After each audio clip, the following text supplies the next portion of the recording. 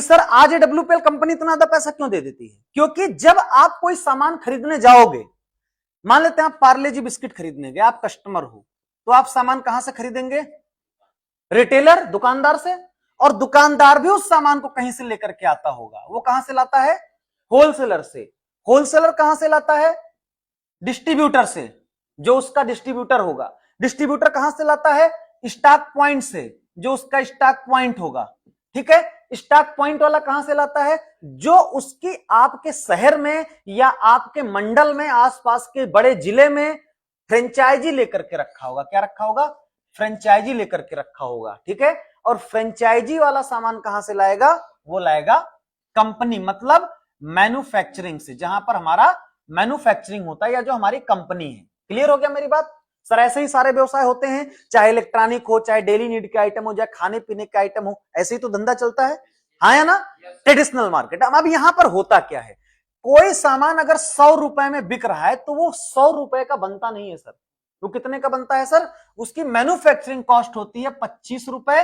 5 रुपए कंपनी ने प्रॉफिट लिया, 5 रुपए इन्होंने लिया, 5 इन्होंने लिया, 5 इन्होंने लिया, 5 इन्होंने लिया, और 10% रिटेलर ने ले लिया। सबको परसेंटेज बटा होता है। आपने सुना होगा बाबा रामदेव पतंजलि का फ्रेंचाइजी लो तो 2% कमीशन मिलता है। ऐसे हर जगह का कमीशन बटा होता है। तो उसमें ये भी पैसा कमाते हैं, ये भी पैसा कमाते हैं, ये भी कमाते हैं, ये भी कमाते हैं, ये भी कमाते हैं, ये भी कमाते हैं, लेकिन कस्टमर कुछ नहीं कमाता।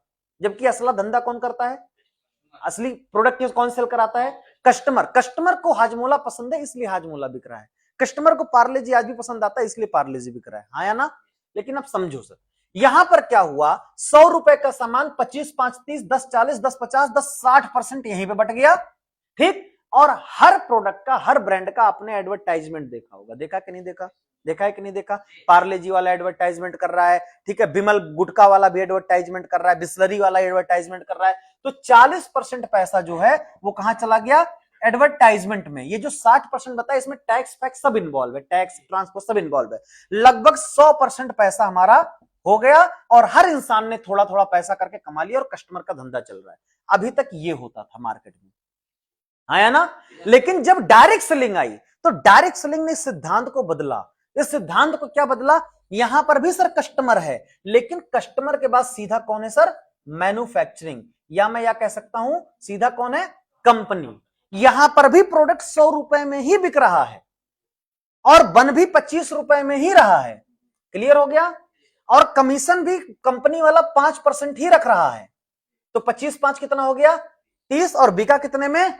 100। अब यहां पर कुछ चीजें देखिएगा। यहां पर ये जो रिटेलर होलसेलर थे, यहां पर इनको सबको क्या कर दिया गया है सर? हटा दिया गया है। इनको यहां पर इन्वॉल्व नहीं किया गया है, और डायरेक्ट ये प्रोडक्ट कंपनी से कहां लाया जा रहा है?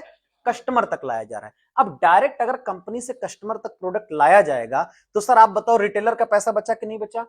आपको याद होगा एडब्ल्यूपीएल का सामान क्या दुकान पर मिलता है? क्यों नहीं मिलता? क्योंकि रिटेलर है ही नहीं हमारे यहाँ, होलसेलर कोई है ही नहीं हमारे यहाँ, हमारे यहाँ कोई डिस्ट्रीब्यूटर है ही नहीं, हमारे यहाँ कोई स्टॉकिस्ट है ही नहीं, हमारे यहाँ कोई फ्रेंचाइजर है ही नहीं। मतलब सीधा माल कहां से आता है? कंपनी से कस्टमर।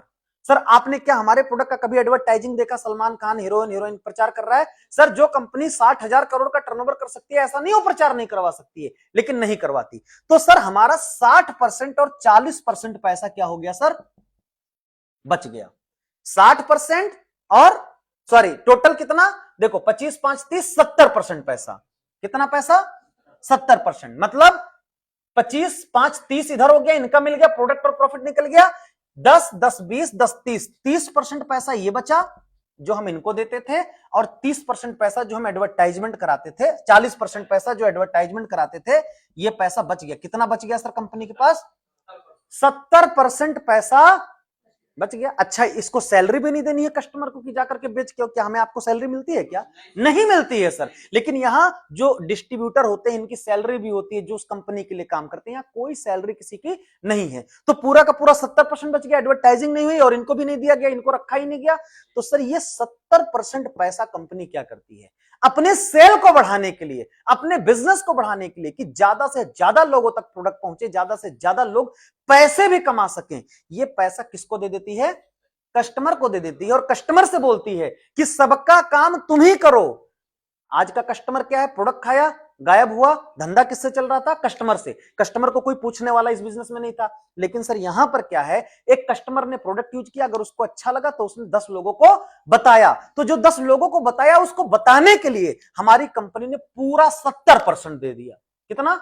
70% डिस्ट्रीब्यूशन कर दिया। अब सर एक बात बताओ, आप बेरोजगार होकर, मैं घूम रहा था और मैं प्रोडक्ट यूज करके लोगों को बताने लगा, तो हमें एक रोजगार का ऑप्शन मिल गया और पूरा का पूरा 70% कमाने का मौका मिल गया। सर यही कारण है कि जब 70%, 1%, 2% लोग कमाते हैं तो मार्केट में प्लॉट लिखवा रहे हैं, घर लिखवा रहे हैं, जमीन लिखवा रहे हैं, और सर हमारी संस्था पूरा 70% हमें ही डिस्ट्रीब्यूट कर रही है। तो सर आप बताओ ज्यादा पैसा कमाएंगे कि नहीं कमाएंगे? सर ये जो डायमंड पे 12,40,000 आता है, ब्लू डायमंड पे 22 लाख आता है, 35 लाख आता है, 59 लाख आता है, सर ये सब वही 70% कमीशन में से टाइम टू टाइम बट करके पैसा हमारी संस्था एक बिजनेस प्लान के माध्यम से बांट करके देती है। और यही कारण है कि यहां पर लोग ज्यादा पैसा कमाते हैं और लाखों करोड़ों रुपए कमाते हैं। मेरी बात समझ में आ गई? ये रीजन है।